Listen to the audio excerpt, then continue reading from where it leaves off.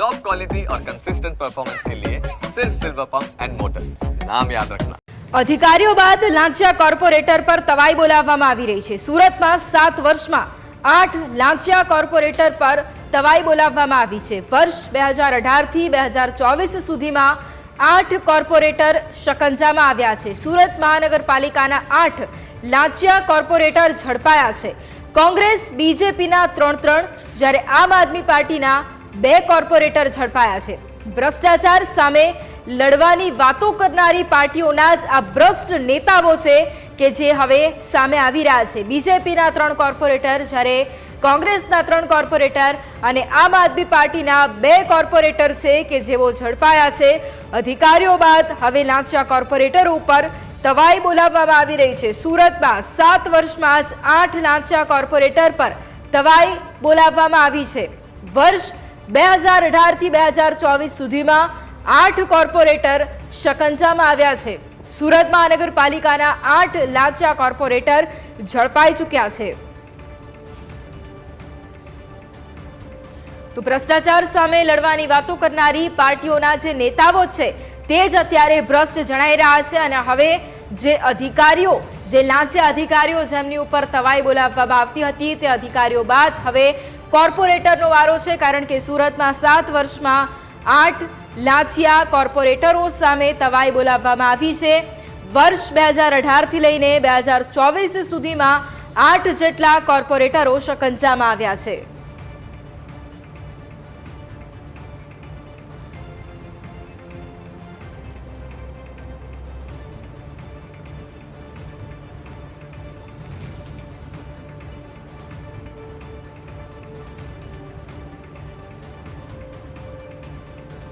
તો ભ્રષ્ટાચારની જે મોટી વાતો કરવામાં આવતી હોય છે તેને રોકવાની જે મોટી વાતો કરવામાં આવતી હોય છે દરેક પક્ષ દ્વારા, અને આખરે જ્યારે તેમના જ નેતાઓ હોય, તેમના જે પ્રતિનિધિઓ હોય તે જ ક્યાંક ને ક્યાંક ભ્રષ્ટાચાર કરતા હોય તેમ દેખાતું હોય છે। હવે આપના જે લાંચિયા કોર્પોરેટર છે વિપુલ સુહાગિયા કે જે વોર્ડ નંબર 17ના કોર્પોરેટર છે તેઓ 10 લાખની લાંચ લેતા અત્યારે ઝડપાઈ ચૂક્યા છે। વર્ષ 2024માં તેઓ ઝડપાઈ ચૂક્યા છે। આમ આદમી પાર્ટીના આ કોર્પોરેટર છે વિપુલ સુહાગિયા।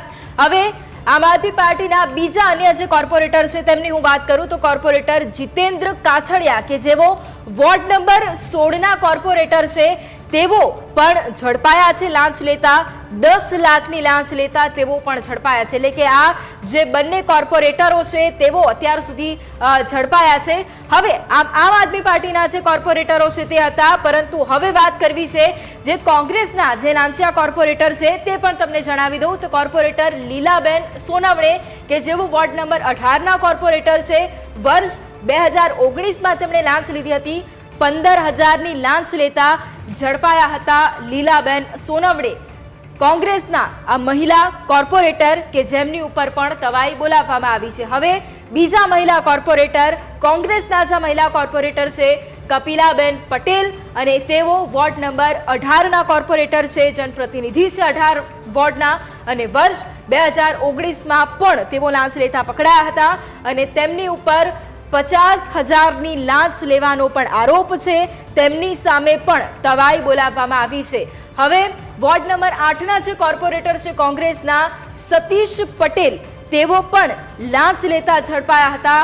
વર્ષ 2019માં સતીશ પટેલ વોર્ડ નંબર 8ના કોર્પોરેટર 15,000ની લાંચ લેતા ઝડપાઈ ચૂક્યા છે, એટલે તેમની ઉપર પણ તવાઈ બોલાવવામાં આવી છે। આમ આદમી પાર્ટી, કોંગ્રેસ, હવે વારો બીજેપીના જે કોર્પોરેટર આ મહિલા કોર્પોરેટર ચહેરો પર તમે જોઈ લો મીના રાઠોડ કે જેઓ વોર્ડ નંબર 25ના કોર્પોરેટર છે તેઓ વર્ષ 2018માં 5 લાખ રૂપિયા, આ જ સત્તાધારી પક્ષના કોર્પોરેટર કે જે 5 લાખ રૂપિયાની લાંચ લેતા ઝડપાયા છે।